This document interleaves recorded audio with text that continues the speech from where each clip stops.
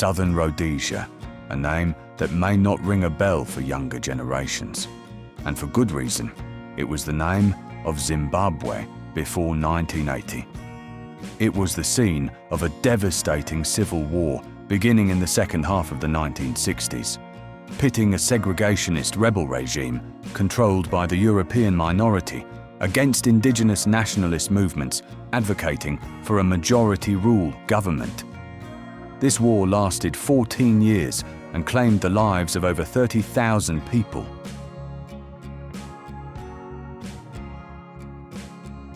Rarely addressed in French-language publications, we felt it would be worthwhile to revisit this conflict through the lens of the counter-insurgency waged by the Rhodesian regime.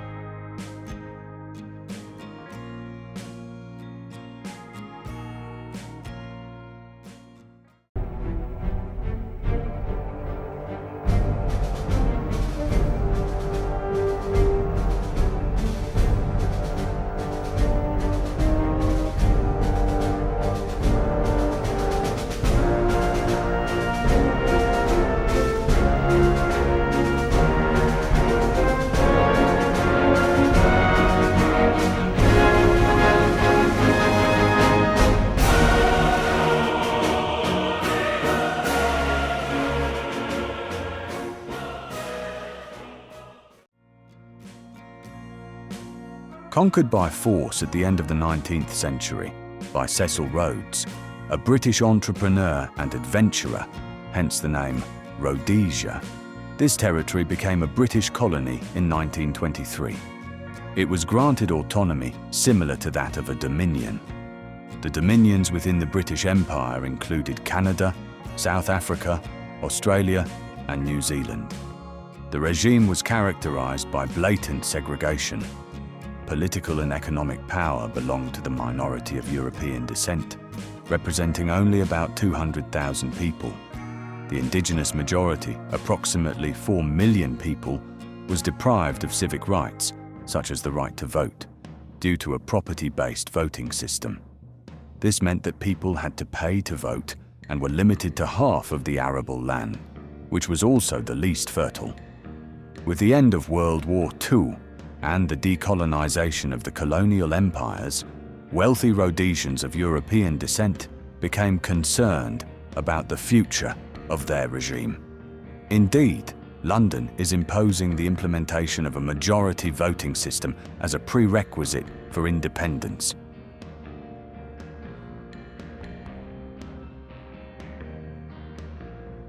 In response, in 1965, the Rhodesian People's Rebellion against British rule erupted with the proclamation of a unilateral Declaration of Independence, UDI, by the ultra-conservative Rhodesian Prime Minister, Ian Smith. The machinery of civil war was set in motion. Indigenous nationalist movements, already existing for several years, joined the armed struggle. Two main competing political movements, each with its own armed wing, emerged. First, the Zimbabwe African People's Union, ZAPU, and then the Zimbabwe African National Union, ZANU. In the midst of the Cold War, the conflict descended into chaos and immediately escalated with the support provided by Warsaw Pact states and Cuba to ZAPU, and by the People's Republic of China to ZANU. States in the region also played a significant role in the conflict. Rhodesia was dependent on the economic and military support of South Africa, then under apartheid.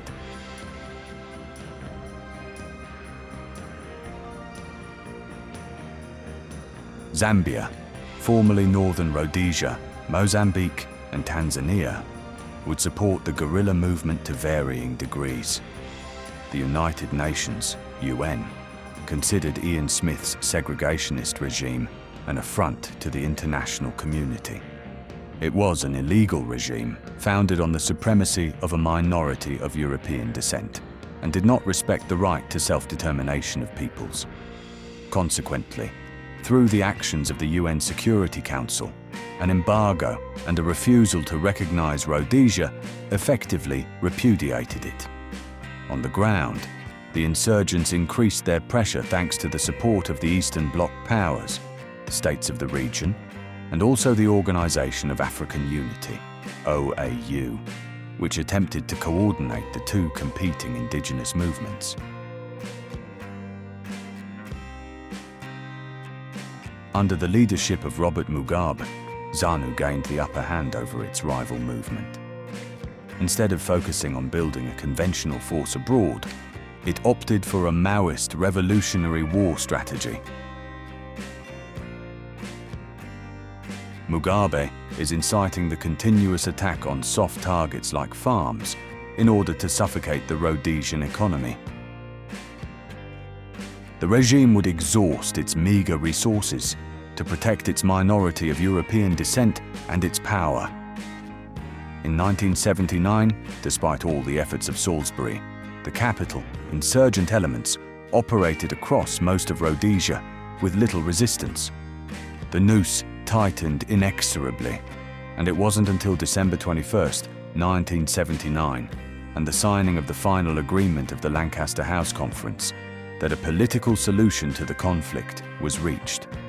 Bringing together all parties to the conflict, it resulted in a ceasefire, the adoption of a new constitution, the disarmament of the nationalist insurgents, and the organisation of elections respecting the majority rule under the supervision of the United Kingdom.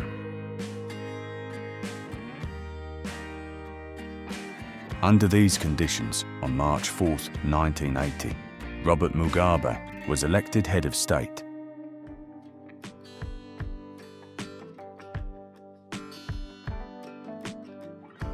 Throughout the 14 years of the conflict, despite being significantly outnumbered, the well-trained forces of the Salisbury regime remained tactically superior to the insurgents of the armed wings of ZANU and ZAPU. Indeed, it can be observed that the Rhodesians successfully transformed their military apparatus, which had evolved from a remnant of the British colonial army at the time of the UDI's unilateral declaration of independence, into a modern force better suited to counter-insurgency, with airmobile and airborne components. Two important aspects of this tactical adaptability should be examined in detail. First, the Rhodesian Army's use of original tactics and a genuine capacity for innovation and adaptation of equipment, exemplified by its mine warfare strategy.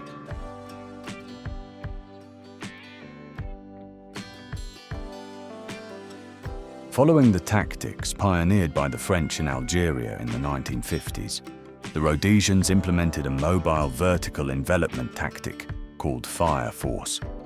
This involved combining the approximately 50 helicopters of the Rhodesian Air Force with an elite army unit reserved for Rhodesians of European descent, organised along the lines of the British commando system. The unit's 4 commando units were deployed at forward operating bases with their attached air assets to ensure the most effective coverage of the territory possible. This rapid reaction force could be activated when a local unit was engaged, based on intelligence gathered from the population and guided by an intelligence unit. The procedure was simple. Once the enemy was located, the close air support aircraft and the fire support helicopter would engage the adversary first.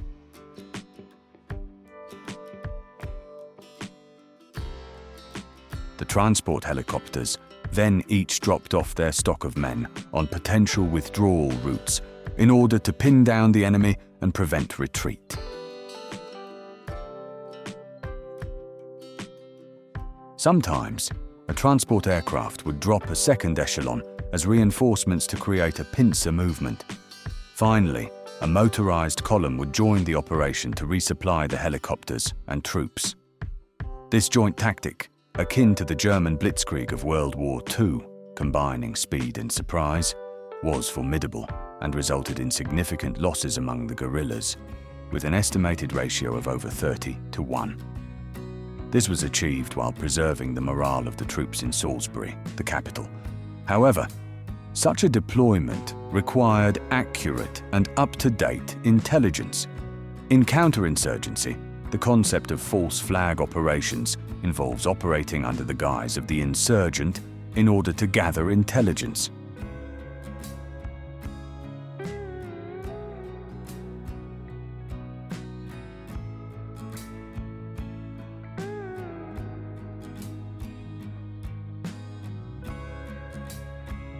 Two historical precedents would greatly influence the Rhodesians. Firstly, the British counterinsurgency in Kenya against the Mau Mau rebellion from 1952 to 1960, where Captain Frank Kitson pioneered the use of turned insurgents to obtain tactical intelligence. On the other hand, the Portuguese in Mozambique used false flag groups to fight the independence movement, groups which the Rhodesians were able to observe very closely. At the beginning of the conflict, the regime's forces relied on the local population for intelligence on insurgent groups infiltrating Rhodesian territory from neighboring states. However, under increasing pressure from these infiltrations, the regime lost control of the rural population. To address this problem, the Rhodesian command decided to create, following police experimentation, a special forces unit tasked with gathering intelligence using defected insurgents, the Selous Scouts.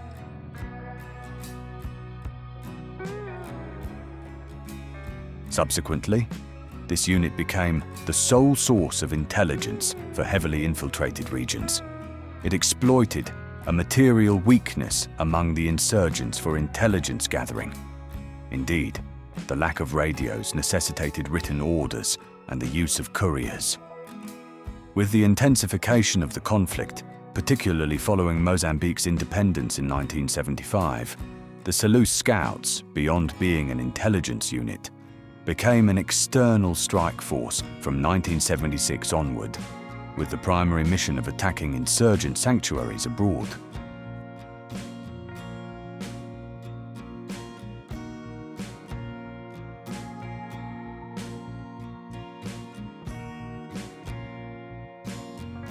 During the conflict, the Rhodesian armed forces demonstrated a remarkable capacity for adaptation, even improvisation, in their equipment to suit the counterinsurgency.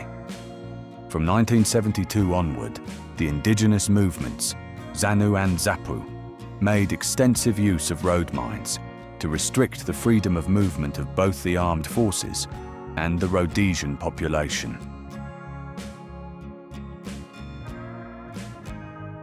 Soviet-made anti-tank mines were the primary weapons used. The South Africans had already begun developing the precursors of what are now known as MRAP vehicles, mine-resistant ambush-protected vehicles, reminiscent of Mad Max vehicles. Based on these initial trials, and in order to counter this new threat, the Rhodesian Mines Department, police, and then army began creating their own mine-resistant vehicles and trucks using readily available civilian and military chassis.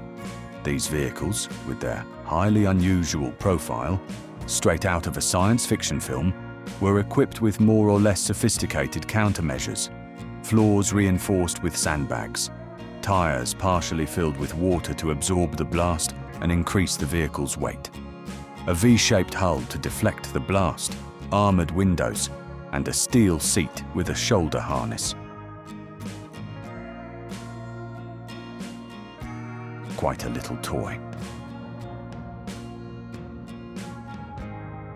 These measures will produce tangible results, as the proportion of losses from mines will be significantly reduced, and morale will be all the more preserved given the scarcity of human capital among Rhodesians.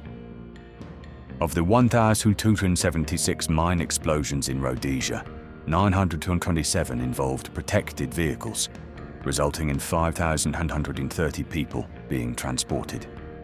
91 were killed and 1,453 injured. The Bush administration's war can be seen as one of the laboratories that helped refine the concept of route-clearing booby traps in Afghanistan and Iraq.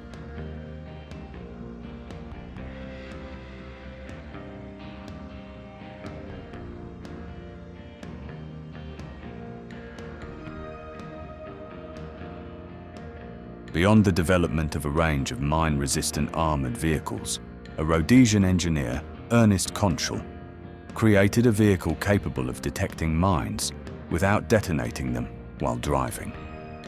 This vehicle, produced in 59 units until 1979 and driven by specially trained sappers, proved effective.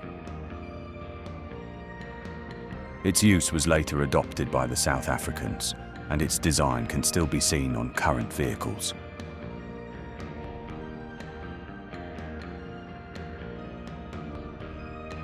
The Rhodesians won on the battlefield at the cost of overall war defeat. This can be explained by the lack of a real strategy to deal with the insurgency. Beyond strategy, one can question the possibility of preserving a regime that was both isolated and increasingly fragile. As the French theorist Galula pointed out in 1964, counterinsurgency is defined solely by its underlying cause. Here, we can observe a certain blindness on the part of Rhodesian strategists regarding the true nature and motivations of the enemy they were facing.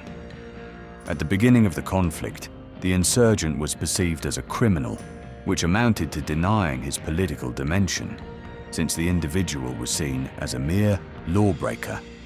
He was therefore not treated with the respect he deserved. The police conducted operations with only the support of the army. This created friction that was only partially resolved when, in 1977, the army assumed greater decision-making power than the police.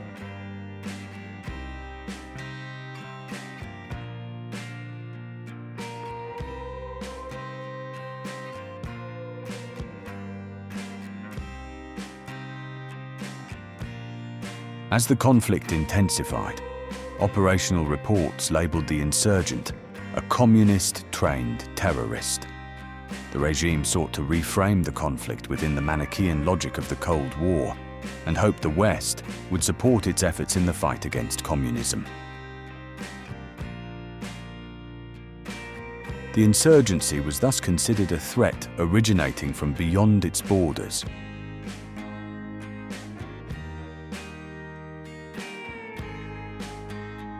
Consequently, the enemy's center of gravity was perceived as being located more in the border regions of Mozambique and Zambia than within Rhodesia itself. Efforts were therefore intensified in this direction, and false flag and external operations mobilized increasing resources. From then on, the Rhodesian High Command and politicians prioritized the physical elimination of the terrorists through a search and destroy military strategy. All tactics employed were directed solely toward this objective. The kill ratio, the ratio of enemy losses to friendly losses, thus became the primary instrument for measuring the success of an operation. Strategists praised the effectiveness of the fire force tactic, which resulted in a ratio of 30-1, and the fact that false flag intelligence operations, drifting into commando-style raids, accounted for 68% of total enemy losses. In this pursuit of attrition, Rhodesian forces began in 1976 to strike guerrilla camps located in neighbouring states. This violation of the sovereignty of the newly independent neighbours appeared to be an attempt to escalate the conflict and only exacerbated the regime's loss of legitimacy internationally and even subnationally.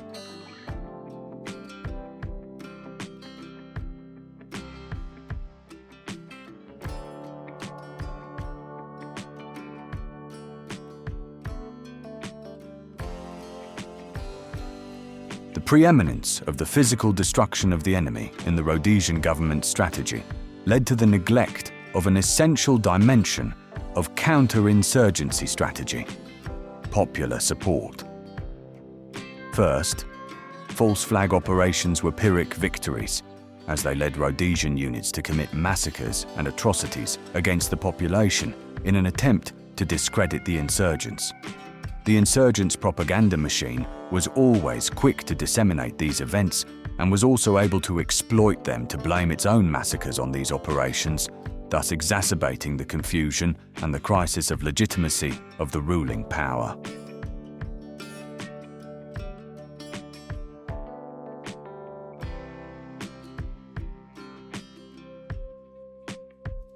More importantly, ZANU, through its active propaganda, presents a genuine political discourse and ideology.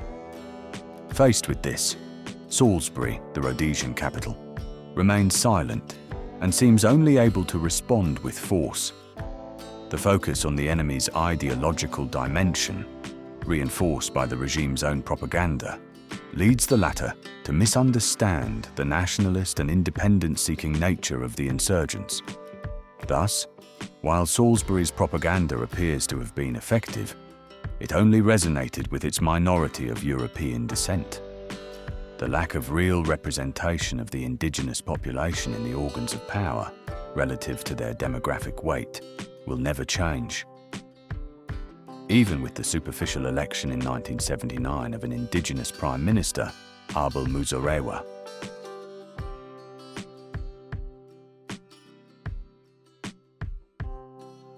Isolated from the majority of the country's population, the regime was also isolated internationally. During the war, Rhodesia could not do without South Africa's support, both in terms of military resources, human and material, and economic resources. The border between the two countries was crucial. Between 80% and 90% of Rhodesian imports during the conflict came from this ally. Consequently, the only road linking the two countries became a prime target for the guerrillas at the end of the war and consumed a significant amount of resources without ever being fully secured. Pretoria, the South African capital, deployed both personnel and equipment during the war in direct support of Rhodesia, particularly in external operations, and provided financial aid equivalent to half of Rhodesia's defense budget. The survival of the Salisbury regime was therefore entirely due to Pretoria. In the eyes of the international community, the Rhodesian segregationist regime became a source of disgrace because of its violation of the principle of the right of peoples to self-determination. The UN and its Security Council voted to impose an embargo through several resolutions, notably Resolution 232 in 1966 and 253 in 1968. Finally, throughout the conflict, the government of the minority of European origin was never recognized by other states. Even the South African ally did not risk it. Especially since the Security Council decided in its Resolution 277 of 1970 that member states would refrain from recognizing this illegal regime.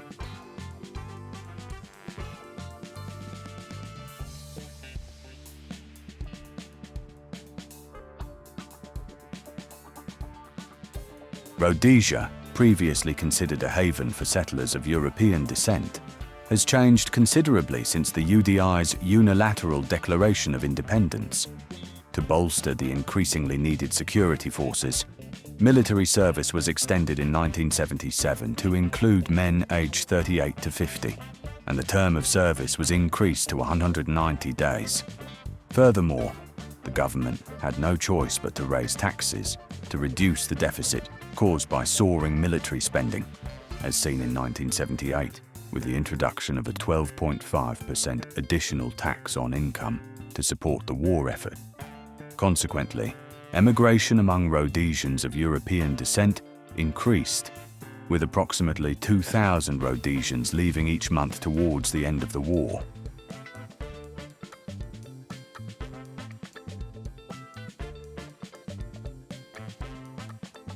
This reduction in the proportion of the minority of European origin and the growing need for soldiers led to the increasing integration of the indigenous majority into the security forces, thereby weakening the segregationist ideology defended by the regime.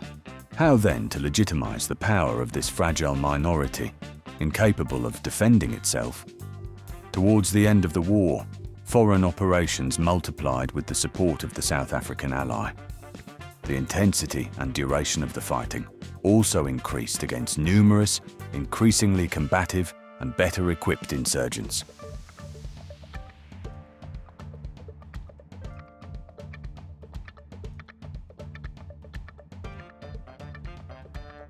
Operation Urich in 1979, one of the last Rhodesian operations, testifies to this significant evolution. The sacrosanct kill ratio was much lower than during the earlier operations, at only 20-1, and Rhodesian losses were relatively high, 17 men and 2 helicopters, despite the substantial support of the South African ally. Despite the costs of its security forces, Rhodesia is inexorably faltering and cannot avoid the negotiating table, which will only serve to formalize the end of the regime of the minority of European descent. Most Rhodesians will eventually emigrate to South Africa.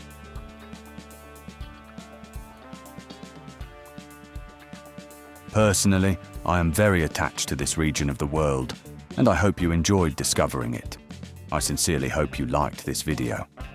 If so, please subscribe to our channel by clicking the join button, give it a thumbs up, leave a comment, and of course, subscribe so you don't miss the next video.